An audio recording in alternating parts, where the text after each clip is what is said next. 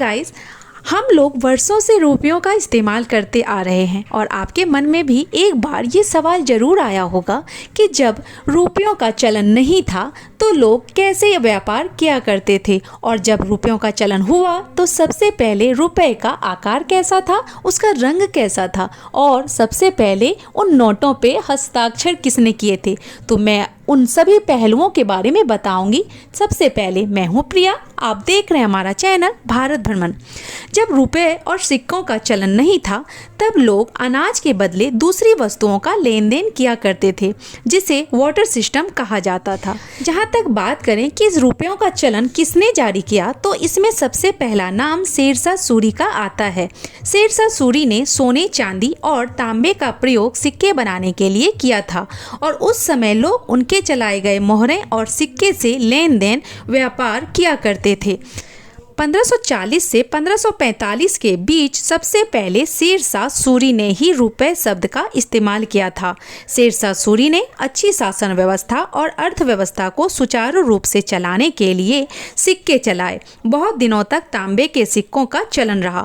फिर bank of Hindustan ने सबसे पहले 1770 में जारी किया था। इससे पहले भी जब अंग्रेजों की हुकूमत थी उस दरमियान 1770 में पहली बार कागज के नोट लागू किए गए थे। पहले हिंदुस्तान में सारी करेंसी इंग्लैंड से छपकर आती थी।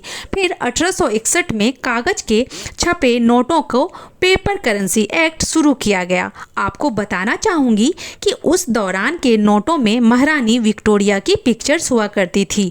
फिर भारत ने अपने दम पर अपना परचम लहराया और साल 1928 में महाराष्ट्र के नासिक जिले में पहली बार नोट छापने की मशीन की स्थापना की गई। आपको बता दूं कि सबसे पहले रिजर्व बैंक ऑफ इंडिया ने पहली बार 5 रुपए, 10 रुपए और 100 रुपए आदि के नोट छापे थे और इन नोटों को पूरे भारत में जारी किया था। आपको सुनकर हैरानी होगी कि उस दौरान 10,000 के नोट भी छापे गए थे।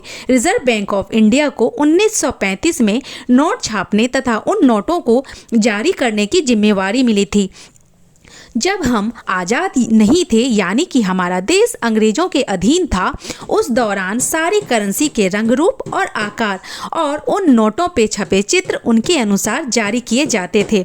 ये सिलसिला आज़ादी के बाद भी कुछ दिनों तक निरंतर चलती रही। फिर 1949 में पहली बार हमारे भारत द्वारा अपने नोट छापे गए, जिसका रंग रूप, आकार और उन नोटों पे छपी फोटो भी बिल्कुल अलग थी। इन नोटों के बदले हुए रंग रूप इस बात की गवाही दे रहे थे कि हमारा देश और हम पूर्णतया आज़ाद हैं। हमें किसी बात का भय नहीं। आज़ादी के बाद सबसे पहले हमारे भारत ने 1 रुपए का नोट छापा और जारी किया। इन नोटों में अशोक स्तंभ के चित्र हुआ करते थे, जो कि हमारा राष्ट्र चिन्ह भी बना। वैसे आरबीआई ने कुछ सालों में नोटों के प्रिंटों में बदलाव करते रहे हैं और उन नोटों पे छपे चित्र हमारी संस्कृति, सभ्यता और कलाकृतियों को दर्शाती है, जिससे हमारी संस्कृति, सभ्यता और कलाकृति जिंदा रहे। जैसे कि गेटवे ऑफ इंडिया और परमेश्वर मंदिर के चित्र प्रिंट में किए गए हैं। फिर पहली बार 1953 में भारत के नोटों में हमारी राष्ट्रभाषा हिंदी को जगह दी गई। इन नोटों में सारे शब्द हिंदी में लिखे गए, जो कि हमारे इतिहास के लिए बिल्कुल ही नया था। ऐसे ही आरबीआई ने लगातार नोटों के प्रिंटों और रंग रूप व आकार में बदलाव करते रहे हैं। फिर 1996 में आरबीआई ने गांधी जी की फोटो को नोटों में अंकित किए, जहां पहले अशोक स्तंभ के चित्र हुआ करता था।